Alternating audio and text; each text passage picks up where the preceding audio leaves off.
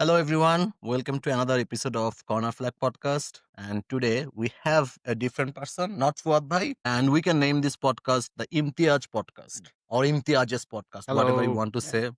I'm Imtiaj 1, Imtiaj 2, and Naved is Imtiaj 3.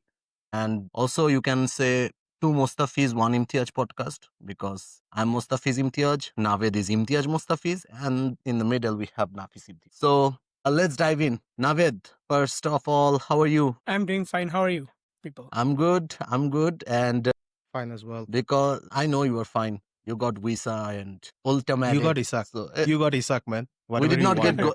we did not get Gehi. So we are not Not my that far. problem. Not my problem.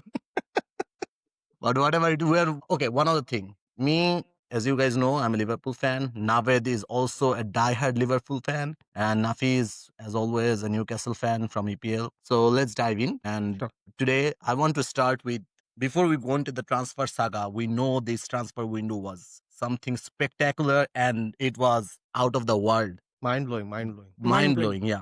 So and but before we dive into that, let's talk about the Liverpool Arsenal game. Naved, start with that.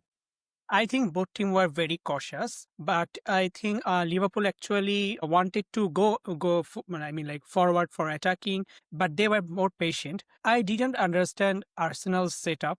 I think they should have started with Eze, and if they had like Eze and Calafiori on the same side, and with Soboslai, who actually did pretty well as a stand-in right back, but still there would have been some problem because Salah was not pressing. Salah is someone who is not pressing nowadays. So if Calafiori and Eze were on the same side, obviously that would have been a lot of problem for the Liverpool. But as we know, as we have seen so far from the Arteta, I think I have never seen such a uh, like title chasing risk averse manager. I have never seen anyone like him. So Yeah. that's why Liverpool took chances and Arsenal, as you always, depended on their physicality based attacks. And so just luck favored. Yeah. And about Arteta, before I go into Liverpool and everything, as you said, Arteta's intent. We can hear it from every pundit, everyone that Arsenal, whatever you say and whatever we want to say about Liverpool spending, I think at least after this window, he should have gone for it. When you have this bunch of players, at first I thought Odegaard was injured, but Odegaard was fit. You have Eze, two creative midfielders, and you are playing Merino, Zubimendi, and Rice, and you are And going to Anfield with this man. yeah, and Doesn't another make any surprising sense. thing was like the way Arsenal fans were saying, yeah, Eze just came to the team. Eze just came to the team. I didn't understand like why they had to take this as a argumentative defense. Because Eze has been playing in the EPL. He has got For success in Crystal Palace. Like even He like I think his recently last he recently won the Community Shield with exactly Crystal it Palace was against he, Liverpool. exactly he even so played in the last match for Crystal Palace. Yeah, exactly. I don't understand like what was the thought process. Like for Odegaard, I also thought like maybe he was a little bit injured, but then got to know no, it was just a plan from the manager. I don't know what yeah, his plan was. And I think like for the last 3 years, we have been seeing like this defensive approach from Arteta, right? He Hmm. doesn't want to take risk. So yeah, I don't know, at all. like if it is not this season, then when he is gonna take So risk and like maybe make so some offensive changes in the team plan. I've been pretty vocal about Arsenal, like against Arsenal because of Arteta mainly. I used to like Arsenal. Actually, I liked Arsenal better than any other team before. And when Arteta took over, and I remember that season when he got Jesus and Zinchenko from City, and their playing style was not like that. I thought, okay, Arsenal is going to play well. They are going to play aggressively. They are going to play fluid football. But he's, as you said, risk averse title chasing manager. The years gone by, and he has become more defensive with his approach. I think, at this point, they should pay the set piece manager more money than Arteta because they are getting all the goals from set pieces, man. I mean, I can remember like when Arteta started managing, I saw that in one match Arsenal was playing very fluid. In one match they played defensive. In one match they were counter attacking. So I thought that okay, Arteta as a player, he played in Everton, he played in PSG, he played in Sociedad. So like he had learned. Oh, he also played in Arsenal under Arsenal. Wenger. So I thought that okay, he might have learned from different persons. So obviously he is the he. One thing that he will always have over Pep, that okay, he can implement different kind of strategies from in defensive spectrum or attacking. He can do that. But as time went on, he has become more risk averse, and like he want to control every single random parameters. Like, Yeah. to be frank, actually today one person was asking me that why is Arsenal having these kind of seasons or something. I told him that like he's very as the same word, the risk averse, and that person told me that like Pep is also risk averse. I mean, like Pep, I'm explaining. Like when he plays, obviously, like it's not like Klopp that okay, you are counter attacking, then and at in the same moment, if the attack misses and we are facing counter attack and there is a shot on the goal, Alisson Mm. is saving or Van Dijk is tackling something like that. But Pep's team actually doesn't face that much counter. Yeah. So why he's not the race giver? You are not saying that like why Pep is gaining success or Arteta is not. Pep actually fills the team with more creative players. Yeah. So you can bound them. Okay, don't play too much risky passes. But when push comes to the shove, these creative players can forget the instruction and play something. But Yeah. if you are doing that but if you are putting less creative players like Merino, Zubimendi, or Rice, and you are telling them that even if you give them the highest freedom, they can just go up to a certain level. Obviously, they are not Eze, not Odegaard, not let's say Nuariri or Trossard or even Saka, something like Mm. that. So this is why I call them that. I mean, Arteta, his risk averse is how he sets up the personnels. A good indicator about Arteta's risk aversion. Have you seen that in 3 consecutive seasons he has bought, I think, 3 or 4 left backs, Mm-hmm. and it's not that one left back is leaving. Like Zinchenko left some now. He bought Calafiori. He bought Hincapié. Previously, like Magalhaes is a left center back. And they So have Lewis Kelly. Luis Kelly, Skelly. yep. And it's not like, and Luis Skelly is not some like ordinary left back. He's very good. Exactly, He can he's very good. invert. So why? He is not even buying right backs. Even Timber can play left back. Yeah. Tomiyasu could play left back. I think he has left. Oh, So Tomiyasu. no, I don't think so. And on that note, just let me add a little bit of thing I saw on the internet. After Hinkapi came in, Arteta said that I got the last piece of my puzzle. I was thinking maybe after Gyökeres came in, Arsenal fans and everyone will say, yeah, now we got our last piece of the puzzle. But how come Hinkapi is the last piece of the puzzle? I don't get it. I mean, like Hincapié is a very good player. One thing is that he can play LCB and LB both. Thing is that I think one thing that can happen, Alafiori's injury history after coming here, I think that might have pushed Arteta into this kind of transfer. Still, like Too many. I mean, like even Doesn't make Liverpool sense. Liverpool had 3 left backs at Yeah. one stage, and Simicas is gone. And your third right back or third left back should be an all-rounder player. Let's say Mhm. Tomiyasu could have been there, or even Timber can do that. I don't know why he needs 3 out and out left back or NCB. Yeah, and I'm also surprised about their fans' reactions. In most of the cases, even when they're criticizing Arteta or the system Arsenal is playing, they're happy with the signings. I understand you can be happy with the signings because of the squad depth. They're getting a lot of squad depth, this and that, everything. But at the same time, look at this play. You are not all of these players, they're pretty good players, but they're still squad players. You are not gonna bench Gabriel and Saliba to play Hincapié No, for the next 2 years. No. I don't think so. Obviously, Yeah, obviously not. Even when Calafiori is fit, and Calafiori is pretty good, I think Calafiori is gonna be there. And you have Luis Kelly. You were just hindering his progress by buying him. I don't know. I don't see the reasonings behind Arteta's decision. And at the same time, I can understand that he is also getting more frustrated day by day by being second every year.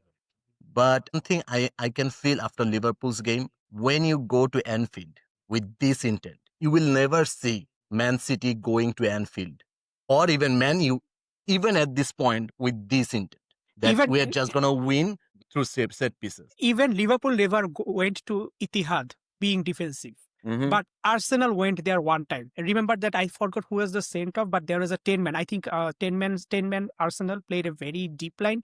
And Yeah. Rodri said after the game that the reason Arsenal won't win trophy, but Liverpool won previously, because Liverpool showed intent. Arsenal did not. Yeah. Remember, Rodri said that. He knew. Rodri, also Bernardinho, I think also Pep Barcelona. couldn't. Bernardinho and Rodri both said something like that. Also Pep, he could not say that explicitly because Arteta his disciple and everything, but he was also like hinting to that kind of thing. And I think Yeah, exactly. after Pep leaves Man City, I think he will leave after this season, maybe I next think, season. I think so. I think he might leave after this season yeah, because I think so.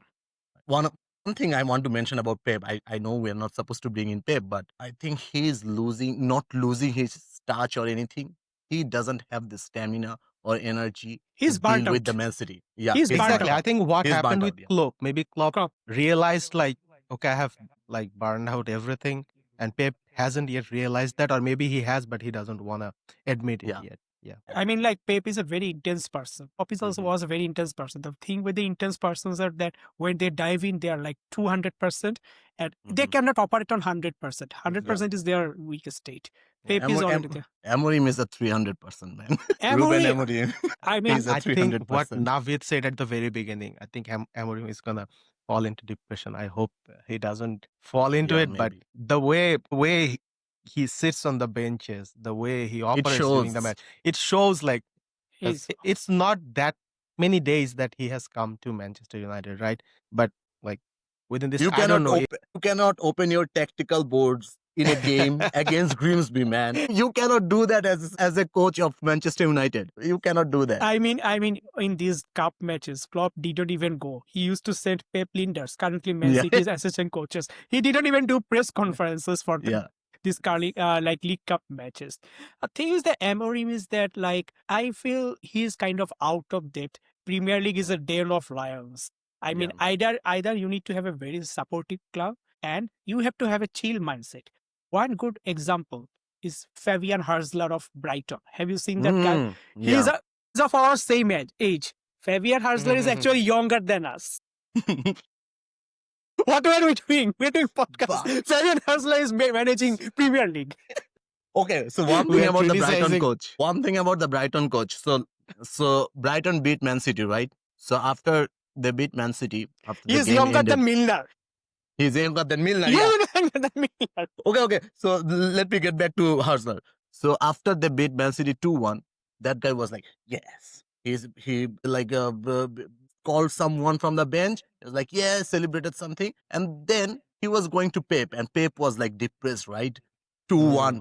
He was like this, and he did not look into the coach or bench or anywhere. He was just looking at the field, depressed. And he was going with the mindset that I will shake hands with Pep. But when he saw that Pep is like not even Devastated. looking at him, he went that way for some time, and then he just went to the field, did not shake hands with Pep. So you need to have that kind of chillness, man, to be a coach in the Premier League. And Slot. Okay, let's go back to Liverpool again. So how do you like Slot? Icon. Not just for trophy, icon. Have you seen his interviews? Like he's the like I think if I say it, he exudes aura. He exudes of aura. course. I mean, like I don't know how to say it. I should have said it like we have hairs. We don't have that much aura. That aura. What does hairstyle even do? I mean, if I could sacrifice my hair and I could have aura like Slot, I will have it. I mean, when he talks, it's like a therapy. I'm not just saying for because he won the trophy for Liverpool. Even when he just like we was winning like 5-6 matches or like Mhm. draw, the way he conducts the interviews, there is so much Awesome. calmness in his words. The way he Awesome. talks, he's And in the recent interview after they beat Arsenal, some journalist asked him, "Okay, what did you think of the game?" And he was like, "As Jamie Carragher said, we were too open against Bournemouth, so this time we wanted to play boring football." yeah, he's when he jokes, he's like the most passive aggressive guy. Like that's the thing. Like he's very sarcastic. Man, this is awesome. I like hearing his interview, but in that match, in a 1-0 win match, I was telling some guys that some I'm very happy that we ended up with Slot instead of Amorim or any other guy. I'm very happy with that. I'm 100% behind him. I support him 100% and everything.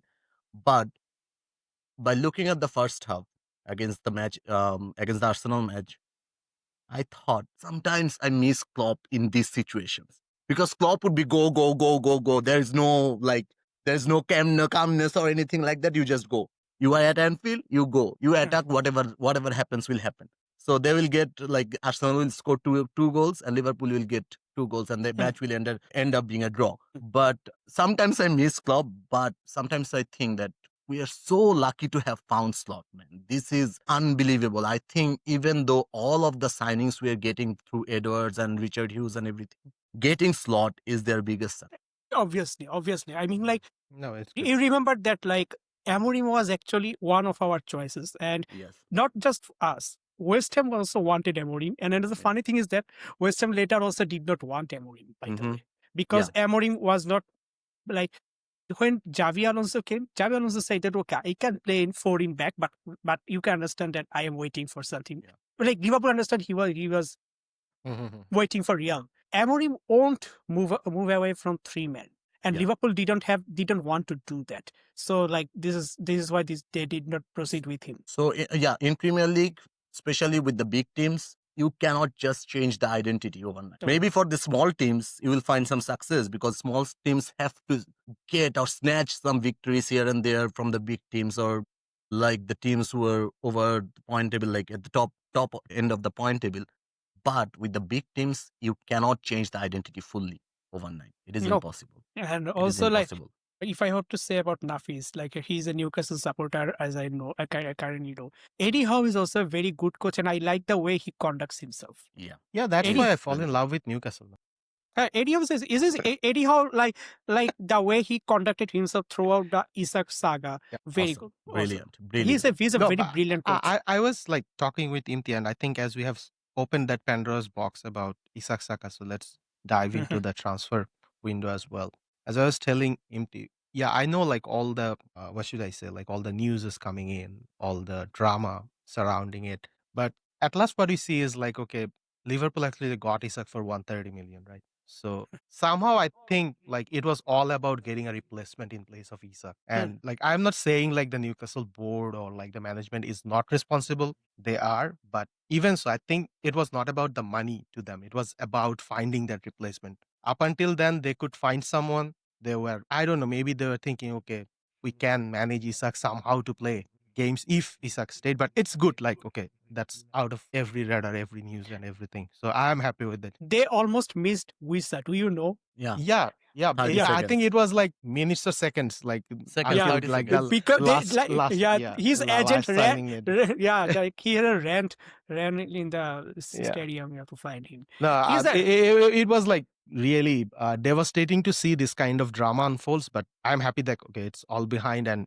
like for Isak, like I really liked him, and I will always like deemed him as a great Newcastle player because whenever I started supporting, I've seen him play, and he was really good to watch. So I wish him all the best in Liverpool.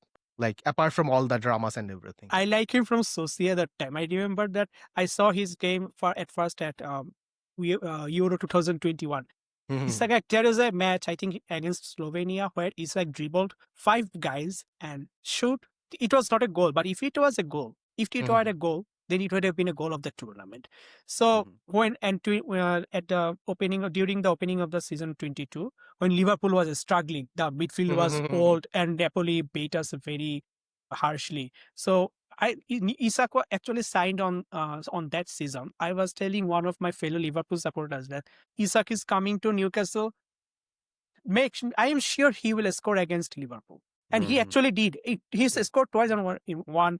And he has some very good attributes. If you see, not just dribbling, the way he shoots, he has a very small back lift, but with that, he can just shoot like a cannon. So he's a very good player. Newcastle, I think, I don't know what happened with their in the transfer market. There was Sesko available, and that is the problem. Sesko signing for Man United actually ruined a lot of problem. I don't think Ekitike was not signing Ekitike even was problem for them because Liverpool contacted Ekitike. Liverpool did not contact Sesko. Okay, but Sesko going to Man United ruined a lot of things for them. And I think it might also ruin his career. I don't wish that. I'm just saying because as a young striker, if you have I seen think just on the point of Cisco, just let me add one thing into then I will let you. I don't know if you guys know this, but Actually, Barcelona was online for Sesko for the next season. Like there was some talks in between. Exactly.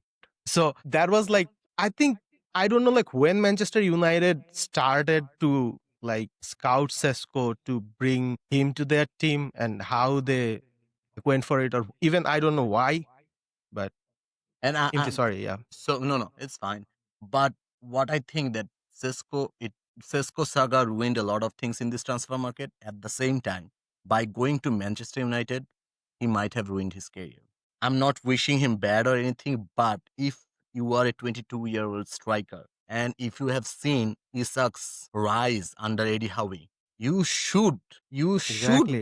go to Newcastle at that point of time. If you know that Barcelona might come for you in 1 year, 2 year time, Newcastle would be your best bet. Best play.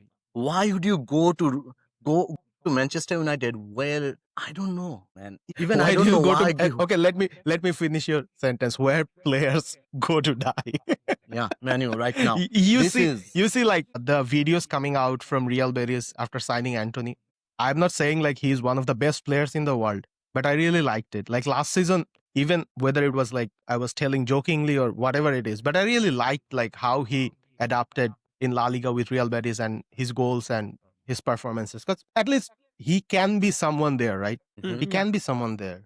So it was good to see. I mean, like how McTominay is playing in Oh yeah, Napoli. I forgot about Napoli. him. Yeah, Like McTominay winning Serie A Player of the Year. It is like the biggest dent in the legacy of Manchester United. exactly. Yeah, of course. I mean, like, okay, it happened with Pogba too, right? When Pogba left Man United and went to Juventus, won the league, people are saying he could. But the thing is that he had scores behind him, right? Ahead of him in the pecking order. He had Carrick, and other midfielders. But let's say thinking about McTominay, like he is not just playing the supporting role. He is like Napoli's main man. Yeah. Mhm. I think regarding United, there is something wrong in the whole club environment. I mean, the way they like as once upon a time they say when United was struggling, like in 2015-16, let's say, like okay, they won I think UEFA Cup when Zlatan came, Pogba came, Mhm. but still there are some ups and downs in the performances. We were students. We thought that okay, maybe players will come and go, maybe coach is not good, but then we went to job field, right? Different people we in different job fields, and we know that how much an environment can affect you in a Yeah. job field. Like let's say you are not enjoying your study career, but someone is enjoying and he or she can prepare a lecture note, just read it before the exam, and you can do something. But in your job field, you are on your own, and Mhm. football is like that. So thing is that I think as a job environment or work environment, United is like not providing proper support. I mean, how even Bournemouth or Brentford or Brighton's signings Signings. click. Exactly. Even Wolves Yeah. Look at Crystal Palace, man. Crystal Crystal Palace. Palace, Wolves, bruv, like I don't know what is wrong with Manchester United, but I know one thing: Sesko should have gone to Newcastle. Obviously, Mm. Sesko should Cisco. have gone.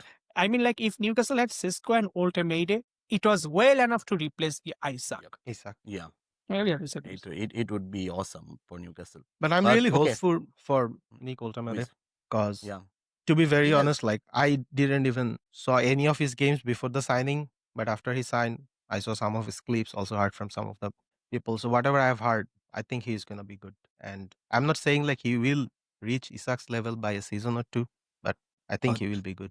for a 6'6" or 6'5" guy to move the ball like that is something Yeah, special. exactly. Have It's you very interesting to see. looked at his face and thought that like he kind of looks like Rudy Voller? Yeah. He looks Rudy, like he's a mix of Voller and Muller. He's a mix of Voller and Muller. obviously. But yeah, I hope him. I wish him all the best, and I think he's gonna do really. I don't know about this season, but from like January, February, he will be a proper striker for I Newcastle also wish him best because you know because of January. Yeah, because yoga. we are You really looking for a yep, good striker. yep. And like however he plays for Arsenal, when he plays for Germany, there is something I mean like he misses a lot of chances. Yeah. So we need a better attacker. The thing is that Ultimate's favorite player like is Havertz. Kai Havertz. That is concerning. Yep. That is No, concerning. no. This is the second. No, this is the second most concerning thing for a German supporter. Do you know what is the topmost? Florian Wirtz's idol is Joao Felix. What? Shit, Go man. to any Florian Wirtz interview where people Mhm. ask him like, who is your idol? Messi and Joao Felix. Why Joao Felix? Where did you watch him play? In which Okay. match he played Okay, well? that's a very good information to know. Yeah. Thanks Okay, for sharing so that. let's finish up the Newcastle transfer window. How do you rate this Newcastle's transfer window? I think it's good because we wanted someone at the back. We got someone. We wanted Isak replacement. Yeah, I know. Like we didn't get our ideal candidates, but still, I think it's Who- gonna be who is good. the- Although Who is the defender you bought? Malik Thiaw, Thiaw, yeah. yeah, Yeah, he's AC also Milan, yep. he is also Exactly. German international. Exactly. Yeah. exactly. Malik Thiaw. He's, Malik he's- Shaw. Yeah, I Shaw? think. Thiaw. Malik Shaw or something. Okay. Yeah. Sorry about my pronunciation. Yeah, I Anyways, used to say yeah. Thiaw, but then later Yeah. I know that Shaw. Okay, that's good to know again. And yeah, I think we're good. Let's see. But I think the biggest problem with Newcastle is empty. I think we were also discussing this on the last episode as well. Our injuries, like the way or with the intensity we started playing every game, going into every game, it hurts. It hurts us bad in previous times, and I think this time it might happen again. So I'm a little So- bit concerned about that. So, Naved, before you rate Newcastle's transfer window, let me tell you about what I said to Nafis in our last podcast about Newcastle and Liverpool match.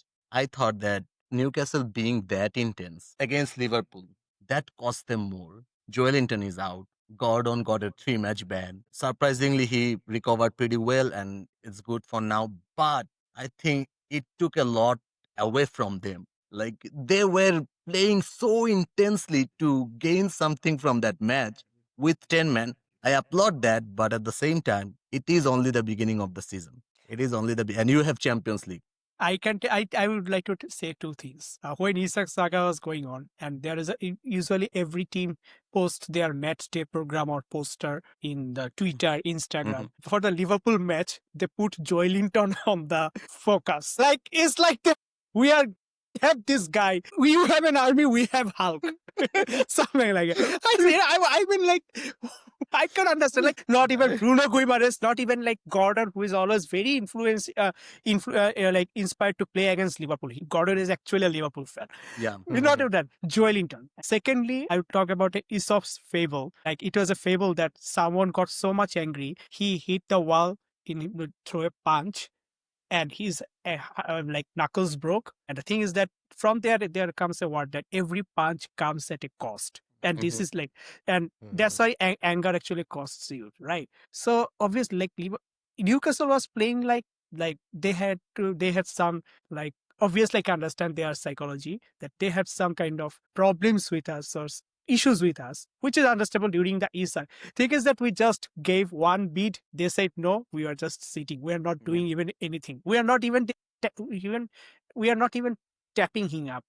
Like, no, Nafis is a Barcelona fan also, but if we are Barca, we would have said that Isak has Catalan DNA. Barcelona Messi DNA. When Isak was only a Newcastle player.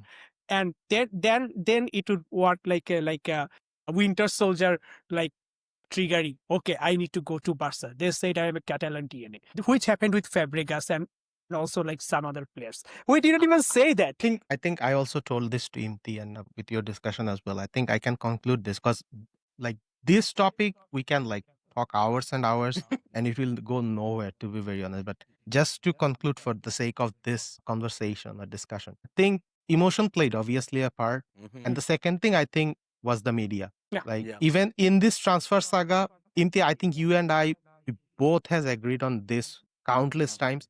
Like right now, the way media operates, like with all these rumors, with all these here we goes, with all this like where a player is taking a selfie with a coach or whatever, this kind of things. I think these are like making this transfer market more volatile, and it's just like, what should I say, like I stirring the pot too much. I think this And these like journalists, like- agitates the fans as well. And when the Yeah, fans are like of course. agitated, you know, Because the way you asked, like, why? Maybe one thing happened. Okay, the fans are so much agitated. If they don't see that reflection in their players, then the fans might go against the club. Maybe the players No, I didn't want understand. that. Of That's course, of course. maybe I'm like playing the devil's that advocate here, obviously it I happened. think that could be the reason. Yeah.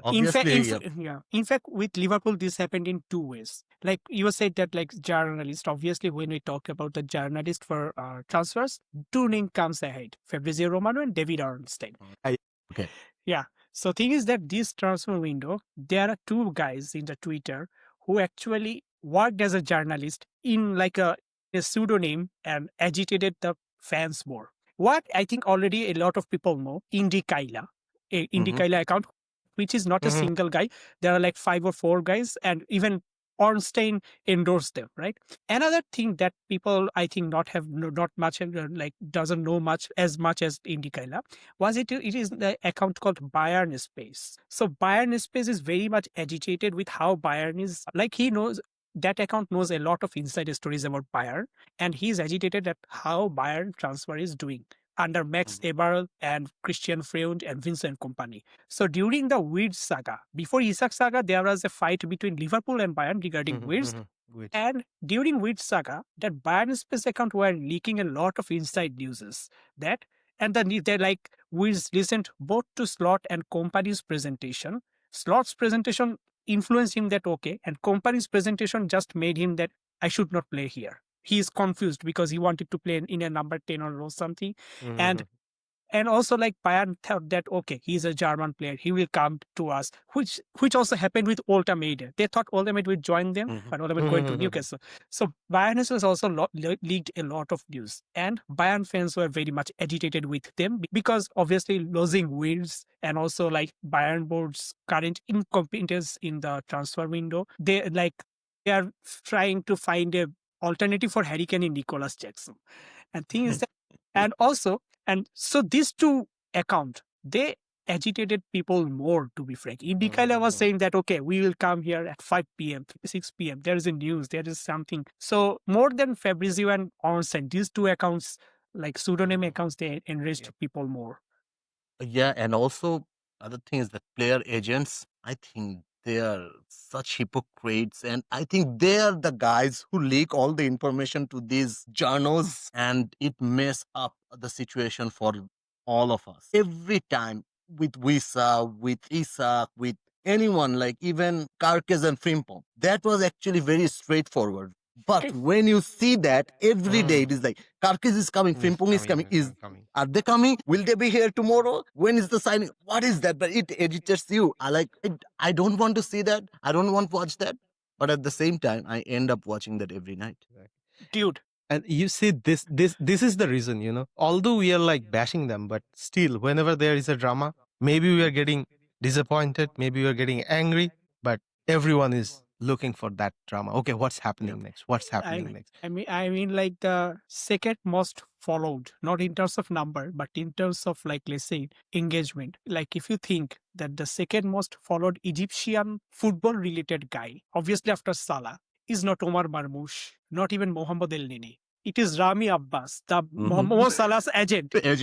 When Mo Salah contract situation appears at any year, like whether he will extend or not, I think I always have a look at Rami Abbas' Insta account. And the thing is that guy is a cryptic guy. He will give a story like an emoji or say or something like that.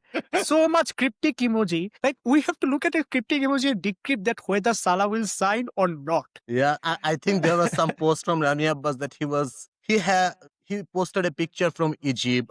Sorry, not Egypt. Somewhere in Middle East, maybe in Saudi or Kuwait or somewhere over there. And people, okay, Salah is going to Saudi next. And what is this? And it will happen next year too. Salah only extended for 2 years. So from next year, we'll see this again. Isak is actually post Salah. And I suddenly remember, I think it was on FIFA 22 or FIFA 23. There was a mode of the play called the Journey, where you have to play as a player. I forgot like what his name was, or you could have like given your own name, something like that. Alexander. Alexander. Yeah, at the Alexander story. Yeah. So the story unfolds like this: like Alexander is a new player. He came into the scene. He's playing very good. Blah blah blah blah blah. And suddenly the rumors appear like he's gonna sign for Real Madrid. And his agent was like, those scenes were there. Like his agent was like pushing, yeah, you are gonna go, you are gonna go. And at last, at the very end of the transfer window, what happened is like there was like no offer from Real Madrid. Everything was like some fictional thing that his agent like came into being, and then he ended up, I think, going from LA Galaxy or something like that. And that's how like the first season ended, and so on. So Okay. yeah, this is like an age-old problem. Yeah, Okay. So Naved, let's conclude this part. We have to go to the main section because we have Yeah, sure. Liverpool, Arsenal, Manchester United, Manchester City, Spurs, and Chelsea. A lot of big teams. But so, how do you sign Newcastle's transfer window? I said it was frustrating at first, but I think they should have signed more quality players because they are going to play in Champions League, right? And they play a very intense style, like if like Bruno, Tonali, and Guimares. They are like three wrecking balls. I think they needed a good creative passer Mhm. because they play in the counter attack, so counter attack style. So they actually needed a creative passer who is not that much intense, but works as like a stabilizer. Like okay, Probably Luis Smiley will play that part a little bit. I'm not sure. he Actually, should. like I think at some stage, I don't know, like if it was a rumor or not, Newcastle was looking at Fermin Lopez for a midfield Fine. option, but it didn't like it even didn't saw any light because of like all the problems with Chelsea rumor. Chelsea, blah blah blah, like everything. So Farming is also very intense. Farming is also yeah, very I intense. know. But they needed someone like if I'm thinking about in Barca term, let's say Pedri style player. Because Mhm. everybody is so much intense, so someone needed to stabilize the ship. They needed a calm Yeah, head, let's see. I guess. Okay. Mhm. I thought also Newcastle's transfer window turned out to be more than Pretty good, I guess. decent. Pretty decent. Pretty decent. And with the player they're getting, Voltamede and Wisa, they have goals in them. Especially, I cannot say about Voltamede, but But Wisa for the at least for this season and the next season, he will give them some goals. So I think their striker situation is kind of sorted, and they have I think very good. Actually, very very good because, like, let's say who they have signed Kudus, and so Kudus, Javi which means Simons. Javi Simons. So it means that they have two players who are actually very creative, and they needed that because Madison is injured, ACL injury, and Kulusevski is mostly unavailable until a part of the season. So Spurs midfield needed two players who can actually create something out of that. And remember, he is not there right now. Anymore, yeah. So, and obviously, like Brennan Johnson is playing in the left wing, but he's like, okay, I will just appear at the space. He's not like shown that I will dribble, I will assist, I will score, nothing like that. And also, I think their best signing is actually their own coach, Thomas Frank. This is their best signing. This Yeah, is this that was. this guy. And it was pretty good from Levy. What's his full name? Their owner, Daniel Levy. Daniel Levy, that he had the courage to sack Angie after the season they got. I thought he would at least give them first half of the season because they never won anything. They won the Europa. So Angie was I like that guy too. But Thomas Frank, this guy is awesome. He is And just highline paid for it. Yeah. yeah. But Frank is very Frank. Very good. One thing is that Frank is very good with the attackers. Like you, with like And also with defensive shape. yeah, and we His saw shape is pretty good. like when we played against Brentford side, we know that they will always target that side of Alexander Arnold because he's very calculative. So yeah, I So think yeah, and then Thomas I Frank. think It is a also good win winner for Spurs, better than Spurs, yeah. Newcastle. To be frank, yeah. Okay. So next, let's move on to Chelsea. I have to remember who they signed because they always sign someone. Who they signed and who they sold. Yeah, man, Because I think every day this they have team signed is one player and sold one player. And yeah. they look so much, and I cannot track them. I think there was one Leslie Ogechuku and Karni Chukwumeka. I always I know I just pronounce them at Like Okochoku. I was like looking at the Chelsea team. I think in the first game week or the second game week, I can't remember. They played a young guy called, what is that person's name? Achem Pong or something like that. And Achim then Poko Poko Poko. something like that. I can't remember. Forgive my pronunciation. And then on the third game week, I see like there is like Chalobah is playing. So I don't know like who is gonna start for Chelsea. I think the only player I see who is gonna play is maybe Sanchez and like Cole Enzo Palmer. and Caicedo. Cole Palmer, like if he comes back from the injury, but comes he's back. injured. And So I it's very think difficult. Like their signing of determine. strikers actually, Joao Joao Pedro Pedro. and Oh, Liam that's Delap. a good signing. Both both of these strikers, they're pretty good. And Joao Pedro has some creative sparks. Also, he can score goals, like different kind of goals, headers and left He's right like foot. he's like the another Matthews Cunha. To be Yeah, frank, yeah. Brazil actually has two good number 10 kind of like hybrid 9 and 10 player, Matthews Mhm. Cunha, and thing is that Chelsea needed two more signings. I think one is that last time I saw, I actually don't like Robert Sanchez as a goalkeeper. I Mhm. feel that when Liverpool played against Chelsea, I this is the only match where Liverpool had lower XG than their opponent under Slot. And Slot, after the match, said that, like, in an ideal world, Chelsea would have won the match, but they missed chances. But actually, they will win something, which actually they did in the World Cup. Slot predicted the Chelsea squad will win something. But whenever I watch Chelsea, the always the problem is Robert Sanchez. He is not good in distribution. Maresca want to play from the back. His save is not good. They should have improved over the GK. And Mhm. another thing is that I would say that that is a bad luck. Levi Colwill's ACL injury. It is a hit for Arsenal. It is a hit for the league. It is a hit for England squad. I think Colwill and Guehi should have started for England in the World Cup.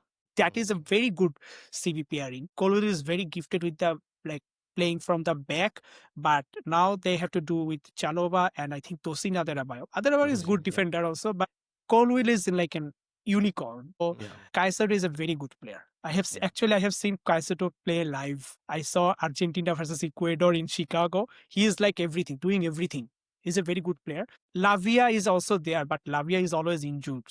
yeah. They cannot count on him. But whenever he comes, he's a very good player. Regarding Chelsea, I think one goal they should have improved their goalkeeping. Yeah, of course. Also, I think they got Estevao. I don't know Oh, how Estevao is a good player. He's doing better. how's Better. he's He's doing. doing probably, yeah, doing better, but with the Brazilian talents, I don't know what they're gonna end up with. End up being probably. I think at I this think he's point, very young, so maybe he will yeah, get time. yeah. Of course, no. But He I has got think talents and everything. probably Let's at this see. point, people, the young Brazilian players, they might look up to Vinicius, which worries me. You know what? I'm not saying I don't like him, No, no, I but understand what you mean. I'm saying that young Brazilians looking up to player like Vinicius, it worries me from a different angle. Not like, as long as Vinicius is at Real Madrid, he is gonna be playing good. He is gonna win things. He is gonna win matches for Real Madrid. But when he leaves Real Madrid, his career will end there because of the temperament. I can tell you. I can tell you one thing that I have said to someone. I think another Brazil fan that Vinicius coach is not Ancelotti or it was not. I think I forgot what was the Brazil coach. Tite or Um, something. Tite Eh, and Yeah. whoever whatever the name, none of them are Vinicius coach. Vinicius coach is Florentino Perez. mhm, If Brazil today, if Florentino Perez becomes CBF president today, Brazil Federation's president today, Brazil will go to semi-final and might even win the World Cup. And yeah. Vinicius may win Golden Ball. I think even more than Ancelotti or Zidane or someone, Florentino Perez somehow manages him better. Yeah, I think so. It worries me that, but at least Estevao, from what I have seen from him, I don't think that he is as agitated as Vinicius, and He's a very good. yeah, he has some calmness in him. So let's see how that pans out. I'm hoping that, I'm wishing him all the best from a Brazilian fan's perspective, and I think he will provide Chelsea some good covering at To be the frank, if absence of Palmer. Chelsea improved their GK and had a good sub for Levi Colwill, I think Chelsea would have fought for the league. One thing about Chelsea that Arsenal doesn't have, that Manchester United doesn't have, is that Chelsea have agile and energetic and like strong physical Mhm. players. United is not physical level is not up to mark. Arsenal players are very strong, but they are not agile enough. Agile enough. But Chelsea's are like very agile and very physically Yeah. fit. That's why it is very difficult to play against them. Yeah, and from what I've seen in the Club World Cup, I like the way Maresca played. Even in the last season, or the first half of the season, I was really afraid that probably Chelsea might win, because I never expected Liverpool to win. I was not afraid. I was actually hoping that Chelsea should win instead of Arsenal. But Liverpool, as Slot said, that match should have been Chelsea's. They won, but and he said that like Chelsea will win a trophy. Yeah. So So that yeah, is I think that Chelsea is doing pretty good in the transfer market. Probably they should have gone for another GK instead of Sanchez. Let's move on to Manchester United a little bit. We I talked about Sesko, but let's move on to the other I signings. I think Manchester United will be back. I am obviously saying it as a sarcasm because this is something they say every time when they sign players and say and like they and players get attracted to them like But they are very happy because they are sitting above Man City right now. What I've seen, So like they are I going don't to know. the Manchester Derby. I think after quite a few years, they are going into the Manchester Derby by sitting above from Man City. So they are very excited about that. like I would be surprised if Manchester United beats Manchester City in the derby. It happened in the last time also because City's defensive core is now a bit shaken. Regarding United, I said that like signings won't help that much as Yeah. much as a club environment should have. I mean, Exactly. their best signing is getting rid of Garnacho and Rashford. As much as we troll him, I don't think Anthony is a toxic person. I think Garnacho is a toxic person. I think Rashford is a toxic person. You don't need to be have a good player, but like Maguire, let's say Harry Maguire, he is a top professional. If he didn't have that 2 years part of his career where he was making mistakes, otherwise he should have been Manchester United's captain just for how he conducts himself, even in the face of a storm. He was being almost ousted. You remember, he was like fourth or fifth choice CBs. Like people were give like handing him things for autograph and it was written that get out of Manchester United. Still he didn't say anything. He is a model professional. But United Coming back from that, in like I I like him. cannot believe I like it. And Now he, I he used he to is troll him a lot. he's saving United like in numerous occasions, like in cup matches or in other matches. He almost scored Save against them. us at the last moment. Exactly. He is always there. Like when United need goal, even Amorim, when he needs goal, he sends Maguire at 85th minute I or think 80 minutes. that's how they won against Leo in the Mhm. Olympic Lyon Yeah, again yeah, yeah. in the Euro. So the thing is that like their signings have to be more than the players. They have to sign good characters in the boardrooms or in the off can like the off the field. And another thing is that I think it is time they move on from Bruno Fernandes as a top. I think Bruno Fernandes is a top midfielder. Okay, after like he's a very good player, and as a captain I think Bruno, He I mean doesn't have the temperament. what Amorim is as a coach is what Bruno as a captain. This a team cannot be this much volatile in both their management and off the field leader and on the field leader. A team cannot operate like that.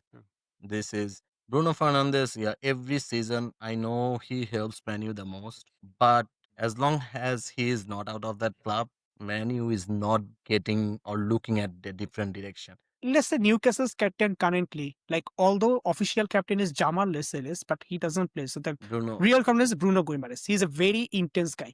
But look at their coach, Eddie Howe. he's come. Very Yeah. camp presence. So it is a balance. You have to do that. But United is like two guys are losing their mind at the same time. It cannot happen. It cannot happen. Yeah. No, I understand completely and I But agree with you completely. Kunha, Embuemo, obviously they are upgrades over Holund and even upgrades over Zigze. But to be frank, among the strikers that were in the market this time, no, I think in the last 3 or 4 years, never have ever there have been so many strikers Strikers available. Yeah. have been available in the market, and it was like a domino. Gyökeres, Sesko, Isak, I think, Ultimate, Ultimate, we saw, you can call this a striker. more. Even Osimhen was at one point Osimhen. was at point available. Like there was a domino that if this guy goes here, this guy goes here, then this guy goes here. Okay. Among these players, whom I rate the least is actually Cisco. Gyökeres has a good, like Isak, obviously you know about Isak. Gyökeres also has some good things, like when there is a counter attack and transition based team, Gyökeres is very good. I feel Cisco is yet not there. Cisco is not at their level. If I I mean think like from me to give a point of view about Gyökeres or Cisco, I was saying last week that probably I like Cisco more because I haven't seen any of them play. But what I have seen, there, there was nothing much for the 3 games. They did not do anything right. Even Gyökeres scored 2 goals against Leeds. I think the first goal, Leeds defending was horrible. Yeah, even he missed a sitter. Like he missed a He sitter. missed I a saw sitter, him. and the last goal was a 95th minute penalty, so I'm not counting them. But a goal is a goal. And Sesko, he doesn't even play for Manu. I don't know why they brought How him. many has With he played like in total of 90 minutes in the first 3 no, games? I don't think so. I think he played against Grimsby. No, Oh, no, no, no. okay. Oh, didn't play? He No, I'm played, played, but saying, played, but he came as a sub at some point. He did and not he start. didn't take the penalties also, right? Like at the very He took the beginning, penalty at 10. Yeah, 8th or as 9th maybe, something like 10th or something like that. you No, have no, to. actually, I'm sorry. He played against Grimsby. I'm sorry. And the coach said why he did not take the first, second, or third penalty because he was cramped after 90 minutes. You were playing against Grimsby, man. And you played in Bundesliga.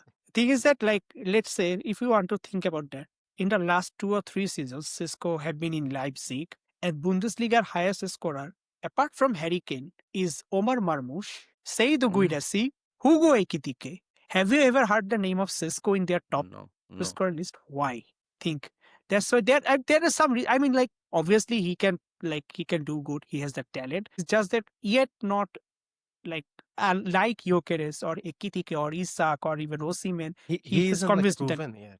Yeah. He is no. He is not even proven in Leipzig, and that is the red. That's very I true. mean, like, let's talk about Javi Simons. He was in a free loan player for PSG. He was going here and there, and he proved himself in Leipzig.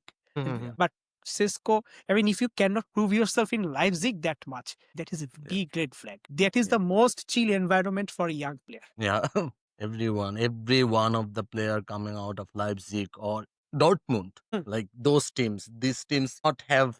You cannot have any better place than those teams as a Obviously, young professional. obviously, yeah. Okay, so Manu's signing, Manu's transfer window was not up to the mark from my point of view. It was good, but it was like they bring in players, they brought a lot of players. Cunha and Mbuemo, obviously they are Premier League proven and they did really well last season, but I don't know how they're gonna cope with Amorim's style. Probably Cunha is gonna cope much better. They need to also sell Ugar. They need to sell Ugarte. I don't know. They brought Ugarte as a replacement of Casemiro, right? Ugarte is the worst player. I mean, like, Casemiro actually had long passing and shooting. Ugarte doesn't even have that. I don't know. They brought in Ugarte to replace Casemiro. Now Casemiro is playing He's 60 playing minutes 60 minutes.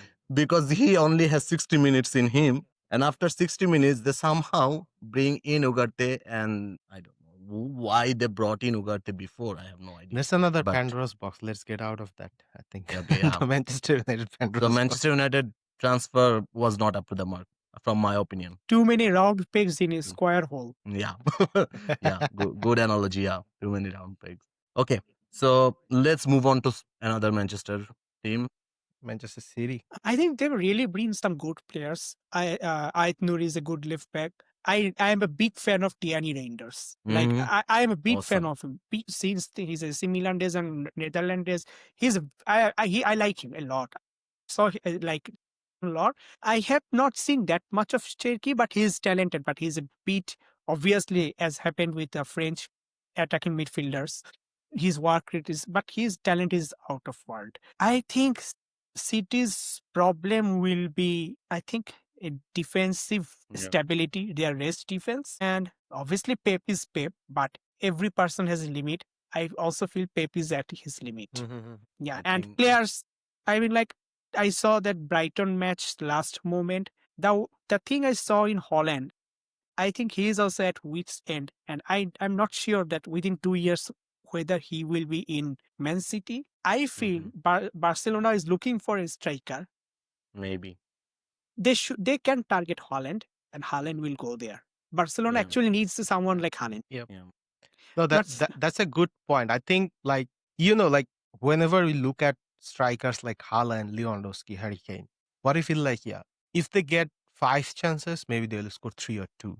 But what Haaland right now is doing, like, he's missing sitters here and there. Yeah, maybe he is getting a goal or two in between, but those are like, it's not like Haaland. Like, those are like pure tap-in goals, and even he's missing tap-ins. So, Mhm. like, I think that's very concerning, like, even for City, because, like, if your main man who is like that much of a who has that much of a prolific presence in the field, if he is like missing something like that, then I think it affects the whole team as well.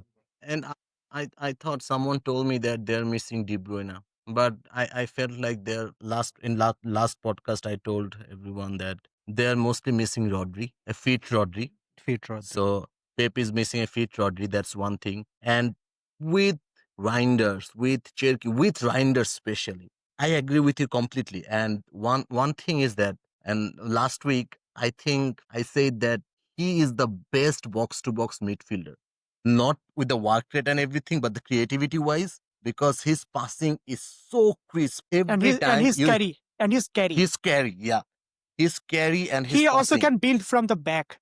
He can Yeah. build from the back. He is one of the best creative box to box midfielders, I think. And press Like, resistant. And yeah, press resistant. he is awesome. So when you have a guy like Reinders, then you have Bernardo Silva, then you have Cherky. I don't know what is happening with Foden. He had that wonderful season, and then after that, he just vanished. So when you have this much talents, and then Marmoush coming in as a striker also, I think something is missing from Pep at this point. I know you miss some players, but as you told, Idea. he is, yeah. I He's think missing idea.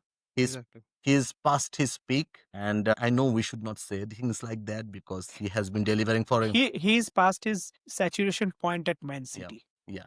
I think don't so. like Mhm. he like obviously I can understand it happens with people. If he goes to another league, like if he goes to Serie A, he will win the Serie A maybe in the at least in the second season. Yeah. But with Man City is that like it happens. He's a great coach. I respect him a Yeah, lot. and He's also just we are not living in that Ferguson Wenger era anymore. no way. So no way we are not living in that Ferguson Wenger era anymore. For 26 years, what Ferguson did this and that, I understand, but at the same time, I don't think we had that time in Premier League. We had like we did not have this Brighton, man. Whenever I see Brighton Brentford play, Bournemouth. Think This Bournemouth, I feel Brighton like, Brentford or Bournemouth. oh And my god, you're forgetting Fulham.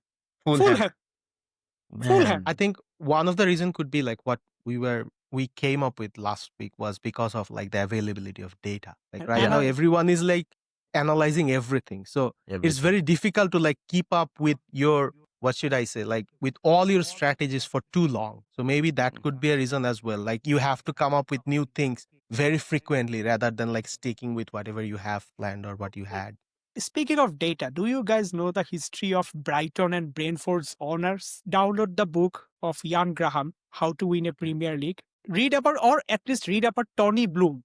Tony Bloom is the owner of Brighton. They actually, and I forgot the Brentford owner's name, but these two guys, they actually established data company for one reason. They wanted to bet, not to like a club. They just established a data company for betting. Like obviously, like doing a data analysis and betting.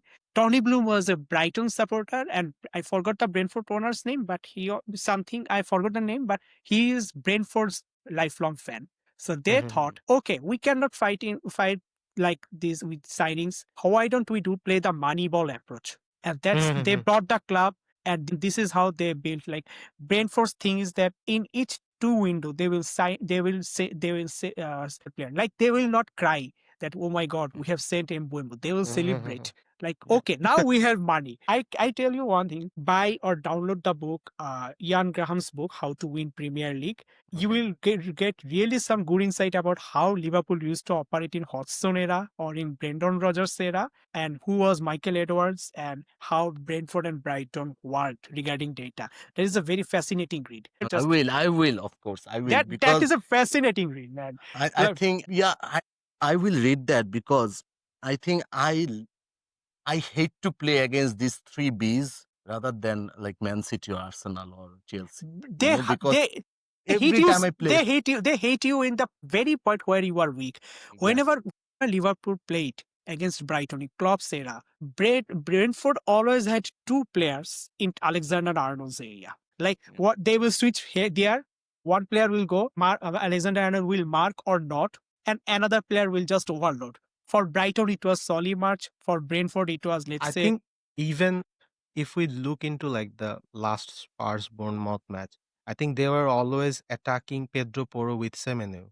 They knew like Pedro Porro was not a match for Semenyo with speed. And yeah, Semenyo didn't score a goal or assist, but like most of the attacks I see in the first half, it was on that side. Most of the attack. And I think in the second half, maybe Thomas Frank realized that and he like switched Spence to Pedro Porro. And But then still, like but the way Brentford dominated Spurs in an away match, it was like oh, sorry, I was saying one. My bad. Brentford, yeah. So Because Bournemouth also played well against Liverpool. Like we yes, almost yes, lost. really good. We almost lost that match. Not, but like we almost draw. We could have lost that match too. Yeah. We It could is have lost always that match. difficult. Yeah. And like Brighton, of being a player from Paraguayan league or Ecuadorian league, they get a coach from somewhere. As I said, Hurzler is younger than us. And then again, they are playing for 8th or 9th place. It's all data. Yeah. And another point. Sometimes I see the guy Minte. He's Oh, like yeah. like a, he's like a robot. And another, Jorginho Rooter. Router. Jorginho Router, man. I asked the very same question in a group last week where we play like FPL and that stuff. I was like, a guy was offering me mint. I was saying, I don't know who is he. Then he told me, look at Brighton's game. like you know that country Burkina Faso, Yeah, which Burkina used to Faso, be yeah. like we say Peruvian for Peru, people from Peru, Norwegian for people from Norway. Do you know what is called the people from Burkina Faso? It is called Burkinian.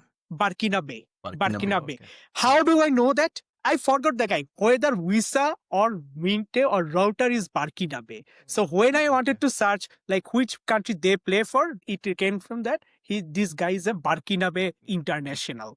Visa is Congolese, so probably Minte. Minte or Router, I forgot. So thing is that like we make fun that okay, through Cristiano Ronaldo, we know all the countries of Europe and we know where is Liechtenstein or let's say something. We make a joke like that. But thing is that through Ronaldo, we didn't know about Africa. Yeah. But through Brighton, now I know that Burkina Faso's people is called Burkina Bay.